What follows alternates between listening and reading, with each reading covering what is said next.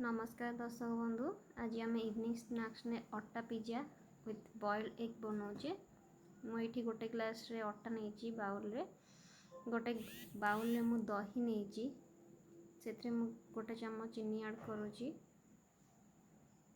टिके लुण नहीं half inch नहीं खाइबा सोडा अधा चामच नहीं ईस्ट एटा ऑप्शनल एटा मु नहीं अटा पिज्जाटा को फुलाइया दही रे भी आम अटा पिज्जा फुलिब जदि आप पाखे ना ठीक अच्छे यहाँ को आम फेंटी नवा देखो चीनीटा मिसवा जाए आम फेंटा एबे अटारे गोटे चामच तेल नहीं अधा चामच गुआ घी नहीं गुआ घी बास्ना नहीं अटा पिज्जा ताको आम भल भाव चकड़ी नवा मिसई दबा मिसीगला आम ए फेंटिक रखि दहीटी को आड कर नवा या भी हाथ में भल भाव में मिसई नवा जमी अटा सहित भल भाव मिसीज दही एंड चीनी एबे मिसी आसलाणी आम ए अधा ग्लास पानी रे अटाटी को चकड़ी नवा जमी आम अटाटी को नॉर्मल चकड़ू से हिसाब से चकड़ा बेसी टाण कि बेसी नरम करवानी। देखो अटाटी मोर चकड़ी आसलाणी केमती एबे एथिरे अधा चामच तेल देकी ताकू आमे 15 मिनट रेस्ट पे रखीदवा। देखो केमती नरम हो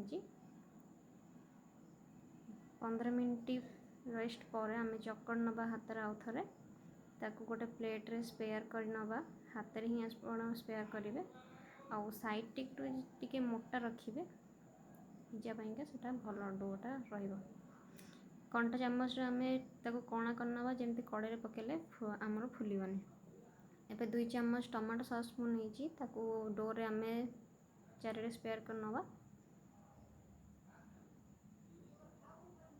एबे मु सिजन सॉस से नहीं जदि आप सिजन सॉस नहीं आप सुखिला लंका गोलमरीच को पकई पारे 2 चम्मच मुझे नहीं सिजन सॉस मु पूर्व भाजी रखी कैप्सिकम गाजर अंडा चिकेन पियाज को टिके तेल रे भाजी नहीं गोलमरीच पकई एबे ताकू स्पेयर कर नवा डो उपरे। एबे चीज टी को आम पिज्जा ऊपर देदबा